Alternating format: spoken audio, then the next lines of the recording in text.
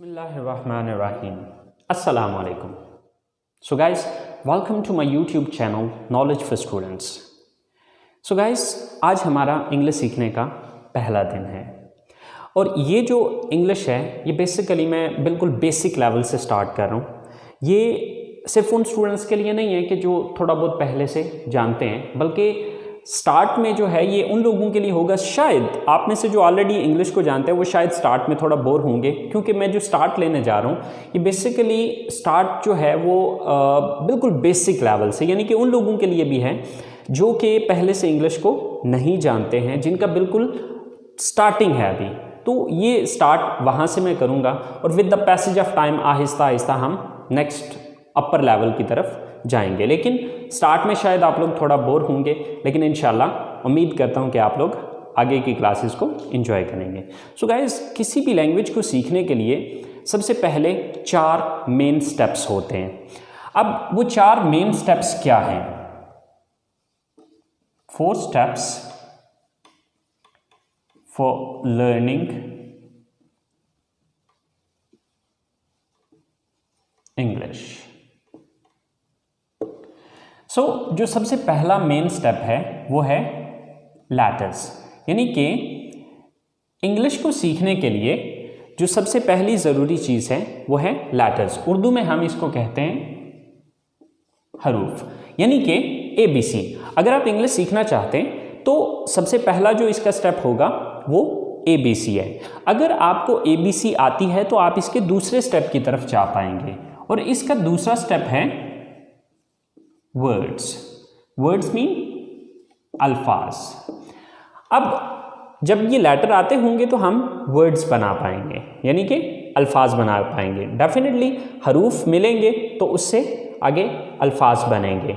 अब अल्फाज मिलेंगे तो इसका तीसरा स्टेप बनेगा, यानी कि वर्ड्स मिलेंगे तो इसका तीसरा स्टेप बनेगा जो कि है सेंटेंस।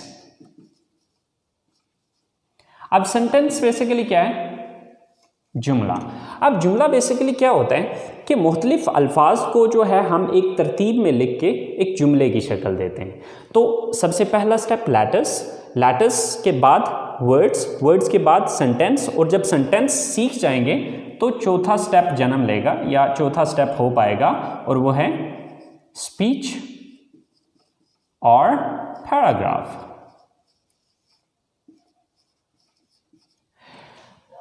अब जैसे कि मिसाल के तौर पे अब लेटर्स हैं, तो letters mean A, B, C so on, ये Z तक जाएंगे, ठीक है। अब ABC आती होगी तो हम वर्ड्स बना पाएंगे। फॉर एग्जाम्पल जैसे कि एक वर्ड है कैट, CAT, कैट। अब फर्ज करें कि हमें ABC आती नहीं है तो हम इसको कैसे पढ़ सकते हैं, या कैसे हम ये समझ पाएंगे कि ये क्या लिखा हुआ है? Same like that there is one more word, table, TABLE। अब देखिए कि अगर हमें स्पेल ही नहीं आते तो हम इससे ये कैसे लफ्ज़ बना सकते हैं? इसी तरह से जब ABC आती होगी तो हम वर्ड्स बना पाएंगे। जब वर्ड्स आते होंगे तो वो जुमले की शक्ल इख्तियार करेंगे। मिसाल के तौर पे हमारे पास एक जुमला है, I go to college।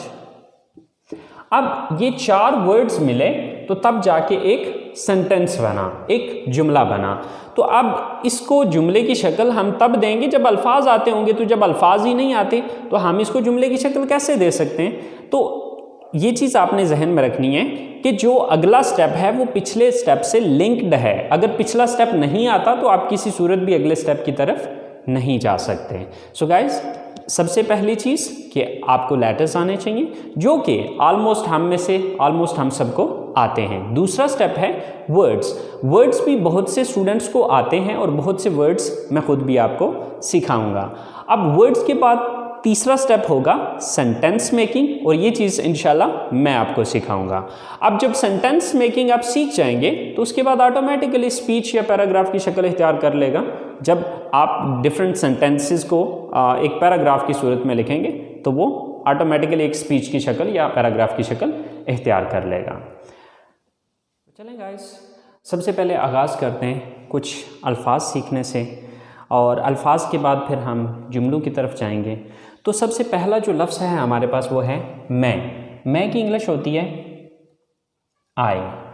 उसके बाद है हम की इंग्लिश होती है वी। उसके बाद तुम या आप की इंग्लिश होती है यू। इसके बाद है वो, यानी कि वो ज़्यादा लोग, वो लड़के भी हो सकते हैं, वो लड़कियां भी हो सकती हैं और मिक्स भी हो सकते हैं, यानी कि वो जमा, दे। वो एक लड़का, यानी कि जब कोई सिंगल मर्द है या कोई सिंगल आदमी है या कोई लड़का है तो उसके लिए हम इस्तेमाल करेंगे ही। वो एक लड़की, अगर वो अकेली लड़की होगी या औरत होगी तो उसके लिए शी। और ये के लिए इट। इसके बाद है मुझे की इंग्लिश है मी। हमें की इंग्लिश है अस। तुम्हें या आपको, इसकी इंग्लिश है यू। उन्हें, यानी कि उन ज्यादा को, देम। उसे, यानी कि उसे एक लड़के को, हिम। और उसे, यानी कि उसे एक लड़की को, हर। तो लफ्ज़ है